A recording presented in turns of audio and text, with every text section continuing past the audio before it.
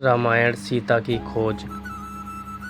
लक्ष्मण से प्रेरणा पाकर सुग्रीव ने अपने यूथपतियों के साथ रामचंद्र जी से मिलने के लिए प्रस्थान किया।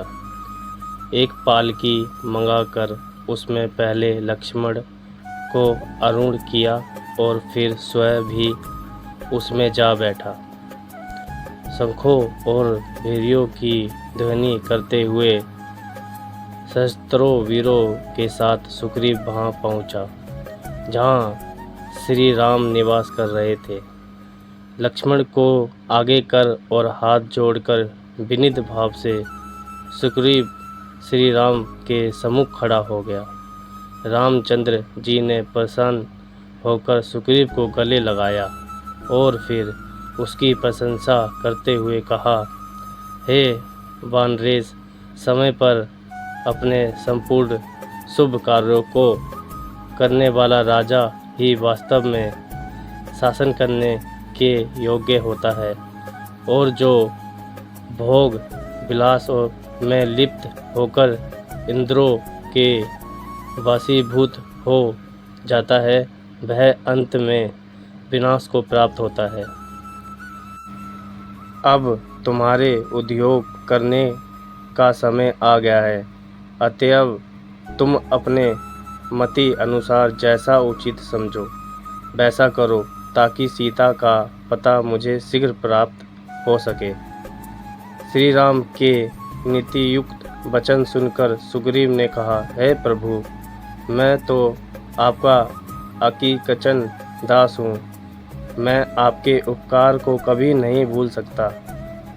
जनक नंदिनी की शीघ्र खोज करवाने के उद्देश्य से मैं इन शास्त्र वानर यूथपतियों को लेकर यहाँ उपस्थित हुआ हूँ।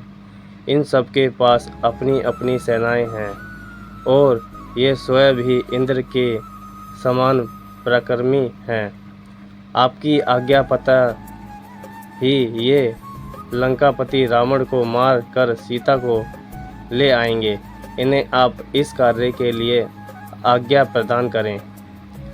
सुग्रीव की उस सब व्रतक बात सुनकर राम बोले, राजन, सबसे पहले तो इस बात का पता लगाना चाहिए कि सीता जीवित भी हैं या नहीं।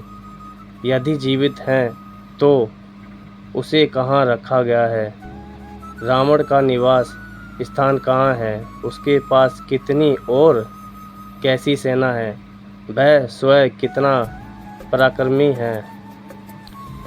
इन समस्त बातों का ज्ञात हो जाने पर ही आगे की योजना पर विचार किया जाएगा।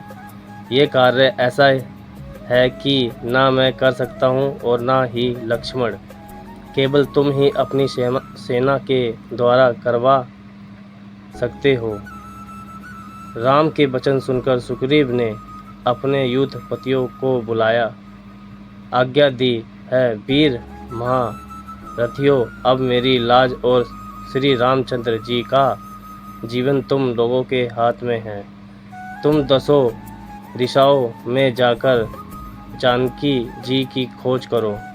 उन सभी पर्वतों की दुर्गम गंधराओं, वनों, नदी तटों, समुद्री द्वीपों, उपत्यकाओं और उन गुप्त स्थानों को छान मारो जहाँ उनके होने की तनिक भी संभावना हो। आकाश, पाताल, भूमंडल का कोई भी स्थान छिपा नहीं रहना चाहिए। 1 मास के अंदर जानकी जी का पता मिल जाना चाहिए। यदि इस अवधि में उनका पता न लगे तो शुभ स्वयं वध हुआ समझो। जय श्री राम।